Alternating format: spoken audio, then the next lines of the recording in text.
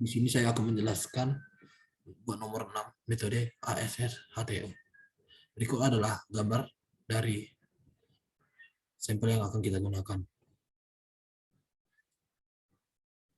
Itu di kurva 1 berdasarkan tabel klasifikasi ASS HTO, tanah yang diuji masuk ke dalam kelompok A sampai 1 karena tidak terdapat nilai batas cair dan indeks plastisitas, maka perhitungan indeks kelompok tidak bisa dicari.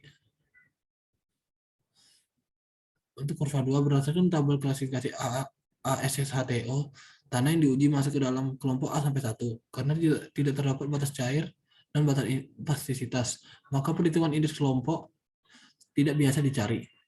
Berdasarkan kurva 3, berdasarkan tabel klasifikasi ASS HTO, tanah yang diuji masuk ke dalam kelompok A sampai 1 karena tidak terdapat nilai batas cair dan indeks plastisitas, maka perhitungan indeks kelompok tidak biasa dicari. Buat di gambar 2, berikut ada sampel yang kita gunakan. Untuk di kurva 1, tanah ini diklasifikasikan Lano, Lempung, Clay Minerals. Berdasarkan tabel klasifikasi ASS HTO, tanah yang diuji masuk ke dalam kelompok A sampai 7 sampai 5. Berikut adalah perhitungannya. Jadi, tanah yang diklasifikasikan A sampai 7 sampai 5 sama dengan 52. Untuk di kurva 2, tanah ini diklasifikasikan Lano, Lempung, atau Clay Mineral. Berdasarkan tabel klasifikasi ASS HTO, tanah yang diuji masuk ke dalam kelompok A sampai 7 sampai 6. Berikut adalah perhitungan dari persamaan GI. Jadi, tanah ini diklasifikasikan A sampai 7 sampai 6 sama dengan 23. Untuk di kurva 3, tanah ini diklasifikasikan Lano, Lempung, atau Clay Mineral. Berdasarkan tabel klasifikasi ASS HTO, tanah yang diuji masuk ke dalam kelompok A sampai 7 sampai 5. Berikut adalah perhitungan dari persamaan GI. Jadi hasil tanah ini diklasifikasikan A sampai 7 sampai 5 sama dengan 37. Untuk di gambar 3, berikut adalah sampel yang kita gunakan. Untuk di kurva 1, tanah ini diklasifikasikan Lano atau Lempung Clay Minerals. Berdasarkan tabel klasifikasi ASS HTO, tanah yang diuji masuk ke dalam kelompok A sampai 4. Berikut adalah perhitungannya. Jadi, tanah yang diklasifikasikan A sampai 4 adalah 1. Buat di kurva 2, tanah ini diklasifikasikan tanah berbutir atau granular soils. Berdasarkan tabel klasifikasi ASS HTO, tanah yang diuji masuk ke dalam kelompok A sampai 2 sampai 4. Berikut adalah perhitungan dari persamaan GI. Jadi, tanah ini diklasifikasikan A sampai 2 sampai 4 sama dengan -2. Untuk gambar di 4, berikut adalah contoh sampelnya. Untuk di kurva 1, tanah ini diklasifikasikan berbutir atau granular soils. Berdasarkan tabel klasifikasi ASS HTO, tanah yang diuji masuk ke dalam kelompok A sampai 2. Karena tidak terdapat nilai batas cair dan indeks plastisitas, maka perhitungan indeks kelompok tidak biasa dicari. Untuk di kurva 2, tanah ini diklasifikasikan berbutir atau granular soils. Berdasarkan tabel klasifikasi ASS HTO, tanah yang diuji masuk ke dalam kelompok A sampai 3 karena tidak terdapat nilai batas cair dan indeks plastisitas. Maka perhitungan indeks GH-nya, indeks kelompoknya tidak biasa dicari. Untuk di kurva 3, tanah ini diklasifikasikan tanah berbutir atau granular soils. Berdasarkan tabel klasifikasi ASHTO, tanah yang diuji masuk ke dalam kelompok A sampai 2 sampai 4. Berikut adalah perhitungan dari persamaan perhitungan indeks kelompoknya. Jadi hasil ini diklasifikasikan A sampai 2 sampai 4 sama dengan -2. Ini berikut contoh dari sampel gambar nomor 5. Untuk kurva satunya, tanah ini klasifikasikan berbutir atau granular soils. Berdasarkan tabel klasifikasi ASSHTO, tanah yang diuji masuk ke dalam kelompok A sampai 1 sampai A. Karena tidak terdapat nilai batas cair dan indeks plastisitas, maka perhitungan indeks kelompok tidak biasa dicari.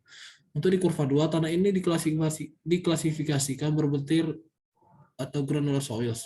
Berdasarkan tabel klasifikasi ASHTO, tanah yang diuji masuk ke dalam kelompok A sampai 1 sampai A karena tidak terdapat nilai batas cair dan batas plastis, maka perhitungan indeks kelompok tidak biasa dicari. Berikut adalah contoh sampel nomor 6. Untuk di kurva 1, tanah ini diklasifikasikan Lano, Lempung, atau Clay Minerals. Berdasarkan tabel klasifikasi ASSHTO, tanah yang diuji masuk ke dalam kelompok A sampai 7 sampai 6. Berikut adalah perhitungan dari indeks kelompok. Jadi tanah ini diklasifikasikan A sampai 7 sampai 6 hasilnya adalah 16. Untuk di kurva 2, tanah ini diklasifikasikan lanau, lempung atas clay minerals. Berdasarkan tabel klasifikasi ASSHTO, tanah yang diuji masuk ke dalam kelompok A sampai 4. Dari persamaan GI, berikut adalah hasil dari persamaan GI-nya. Jadi tanah ini diklasifikasikan A sampai 4, hasilnya sama dengan 3. Untuk di kurva 3, tanah ini diklasifikasikan lanau, lempung atas clay minerals. Berdasarkan tabel klasifikasi ASSHTO, tanah yang diuji masuk ke dalam kelompok A sampai 4. Berikut adalah persamaan dari GI-nya. Jadi, tanah yang diklasifikasikan A sampai 4 adalah 2. Metode UCS untuk jawaban nomor 6 yang B. Untuk gambar 1 di kurva 1 diketahui D10 sama dengan 0,08 mm, D30 sama dengan 0,1 mm, D60 sama dengan 0,1 mm, dan persentase lolos saringan nomor 4 sama dengan 100%, dan persentase lolos dari saringan 200 sama dengan 0%. Jawabannya karena lebih dari 50% tanah tertahan pada saringan nomor 200, maka tanah dikelompokkan menjadi tanah berbutir kasar atau coarse granite. Karena kurang dari 5% lolos saringan nomor 200, maka konsistensi bukan faktor menentukan untuk klasifikasi tanah. Presentasi fraksi pasir tertahan saringan nomor 200 lebih dari presentasi gravel buka kurung 100 sampai 100 sampai dengan 0%, gravel dan 100 sampai 0 sampai dengan 100%, maka tanah digolongkan sands. Maka perlu dihitung nilai CU dan CC. CU sama dengan D60 per D10 sama dengan 0,1 per 0,08 sama dengan 1,25. CC sama dengan D30/2 per buka kurung D60 kali D10 tutup kurung sama dengan 0,1/2 per 0,1 kali 0,08 sama dengan 0,008. Jadi tanah ini dikelompokkan menjadi SP. Untuk kurva nomor 2 diketahui D10 sama dengan 0,1 mm, itu D30 sama dengan 0,2 mm, D60 0,4 mm. Dan persentase lolos saringan nomor 4 sama dengan 75%, dan persentase lolos saringan nomor 200 sama dengan 9%. Jawabannya karena lebih dari 50% tanah tertahan pada saringan nomor 200, maka tanah dikelompokkan menjadi tanah butir kasar atau coarse granite. Persentase pasir atas sand tertahan saringan nomor 200 lebih dari persentase tanah gravel, kurang 100 sampai 75 sama dengan 25% gravel, dan 75 kurang 9 sampai 75 sampai 79 kurang 9 sama dengan 66% sands. Tutup kurung. Maka tanah digolongkan sands. Maka perlu dihitung nilai CU dan CC. CU sama dengan D60 per D10 sama dengan 0,4 per 0,1 sama dengan 4. Untuk CC-nya sama dengan D30/2 per D60 kali D10. 0,2/2 per 0,4 kali 0,1 sama dengan 1. Jadi tadi ini dikelompokkan menjadi SP. Untuk kurva ketiga diketahui D10 sama 0,4, D30 sama dengan 1,1, dan D60 sama dengan 1,4 mm. Dan presentasi lolos saringan nomor 4 sama dengan 90%. Dan presentasi lolos saringan nomor 200 sama dengan 0%. Jawabannya karena lebih dari 50% tanah tertahan pada saringan nomor 200, maka tanah dikelompokkan menjadi tanah butir kasar atau coarse grade. Persentase fraksi pasir sands tertahan saringan nomor 200 lebih dari presentasi gravel, buka kurung 100 kurang 90 sama dengan 10%, gravel, dan 90 kurang 10 kurang 90 kurang 0 sama dengan 90% sands. Tutup kurung. Maka tanah digolongkan sands.